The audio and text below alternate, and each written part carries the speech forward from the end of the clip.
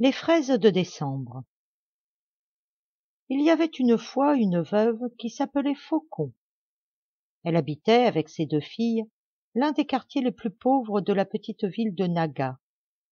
La plus âgée des 2 enfants, qui répondait au nom de Chrysanthème, n'était en réalité que sa belle-fille, née de la première femme qu'avait eue son mari défunt.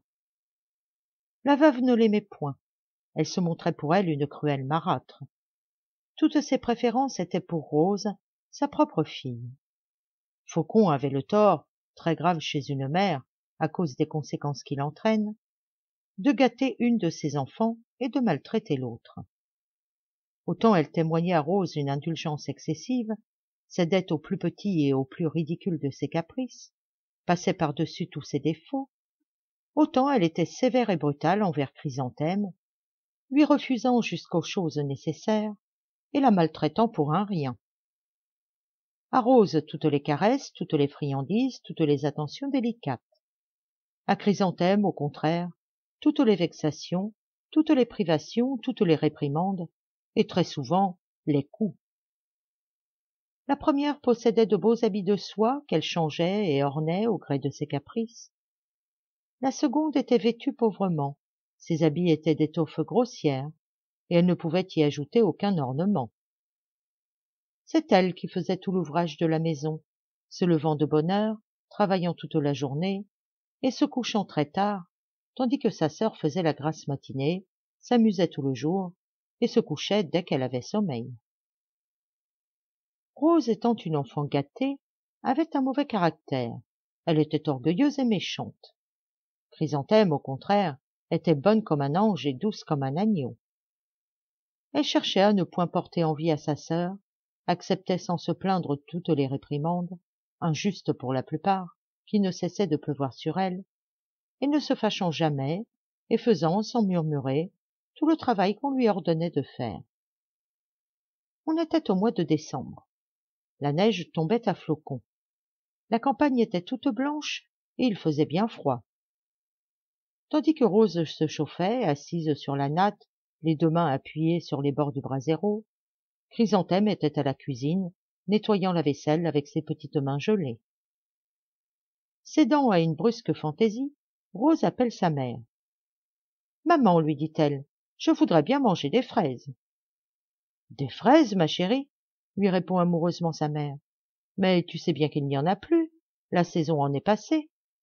Veux-tu que je t'achète des oranges ?»« Non, maman, je ne veux pas d'oranges, ce sont des fraises que je veux. » Et elle se met à pleurer. Une mère raisonnable lui aurait dit alors: « Que signifient tous ces caprices? Tu vas te taire à l'instant ou sinon je te donne le fouet. » Mais Faucon n'était pas une mère raisonnable. Habituée à céder à toutes les fantaisies de son enfant, elle lui répond en caressant ses cheveux. « Allons, mignonne, ne pleure pas. Je vais voir s'il y a moyen de te procurer des fraises. » Elle appelle Chrysanthème, qui travaillait à la cuisine. Celle-ci accourt aussitôt. « Écoute, petite paresseuse, » dit la marâtre d'un ton rogue. « Ta sœur Rose désire manger des fraises. Va-t'en dans la campagne, il en reste peut-être encore. Tâche d'en trouver et d'en rapporter quelques-unes. »« Mais, ma mère, » se hasarde timidement à dire la fillette, « il ne doit plus y en avoir.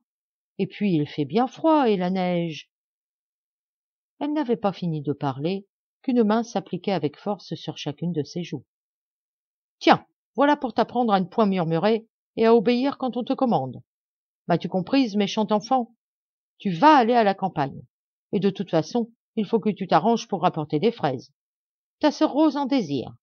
Allons, dépêche-toi. » Chrysanthème, dans son cœur, pensa que sa mère était bien cruelle de l'obliger à aller, en plein mois de décembre et avec une pareille neige, chercher des fraises dans la campagne. Mais elle ne savait pas se plaindre ni désobéir.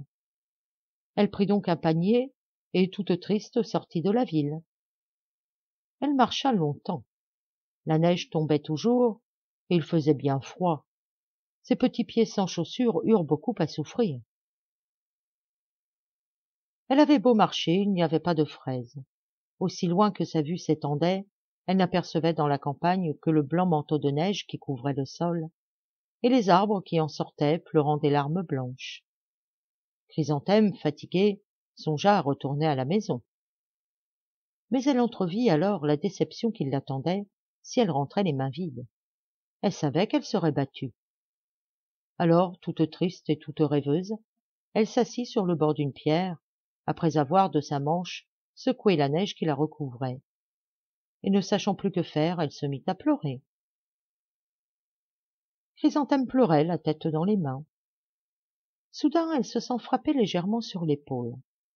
Elle lève la tête et aperçoit une femme, très vieille, dont le corps courbé en deux s'appuyait sur un bâton. « Pourquoi pleures-tu, mon enfant ?» lui dit celle-ci avec une grande bonté dans la voix. Chrysanthème lui raconte le motif de son chagrin et de ses larmes. « Eh bien, ne pleure plus, » reprend la vieille femme. « Viens, je vais te mener à un endroit où tu trouveras une grande quantité de bonnes fraises bien mûres. » Chrysanthème, toute joyeuse, se lève, essuie ses larmes, et se laissant prendre la main, s'en va où la conduit la bonne et compatissante vieille. Elles arrivent ainsi à la lisière d'un bois. Alors elles s'arrêtent. La vieille femme frappe 2 fois ses mains l'une contre l'autre. À cet appel, un homme qui paraît avoir 30 ans environ sort du bois et s'approche. La vieille se tournant vers Chrysanthème. « Ma fille, lui dit-elle, il faut tout d'abord que je te dise qui nous sommes. Je m'appelle Fuyi no Mikoto, et je suis la déesse de l'hiver.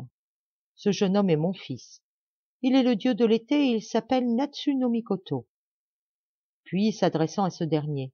« Mon fils, voici une brave enfant qui cherche des fraises.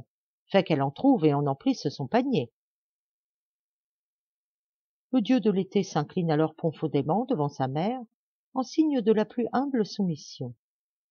Puis, joignant les mains et levant les yeux au ciel, il prononce quelques paroles mystérieuses. Au même instant, ô prodige!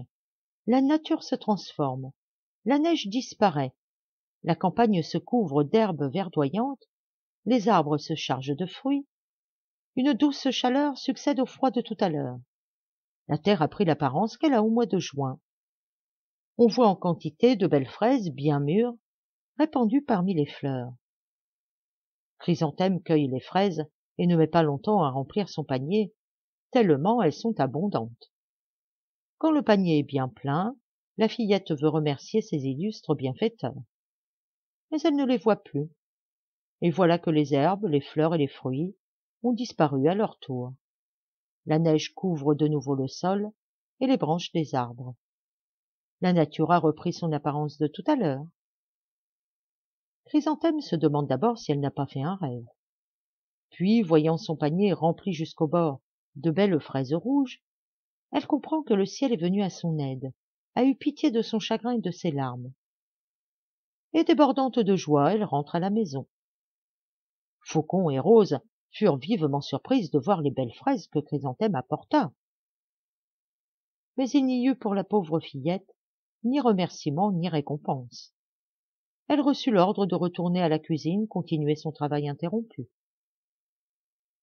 Pendant ce temps, la mère et la fille mangèrent toutes les fraises que Rose trouva excellentes. Quand elles eurent tout mangé, Rose dit à sa mère. « Maman, il doit y en avoir encore à la lisière du bois. Je veux y aller pour en cueillir moi-même. »« Il fait bien froid, ma chérie, tu pourrais t'enrhumer. Il vaut mieux ne pas sortir aujourd'hui. Après dîner, j'enverrai ta sœur en ramasser encore. »« Non, maman, je veux y aller moi-même, » répéta l'entêtée jeune fille. La mère devait céder, elle céda. Faucon et Rose mettent leurs plus chauds habits, prennent chacune un panier et sortent, sans même prévenir Chrysanthème de leur départ. Elles se dirigent vers la lisière du bois, elles marchent longtemps. Mais il n'y avait plus de fraises. Elles voulurent rentrer et ne trouvèrent plus leur chemin. Chrysanthème attendit jusqu'au soir leur retour, puis, comme elles ne revenaient pas, « Elles seront peut-être allées à la lisière du bois, se dit-elle. » Et, toute tremblante, elle sortit et alla à leur rencontre. Quelle ne fut pas sa surprise et sa douleur de les trouver toutes les deux étendues côte à côte dans la neige. Faucon et Rose avaient perdu leur chemin et étaient mortes de froid. Les enfants sages sont toujours récompensés. Les mères méchantes et les enfants gâtés sont toujours punis.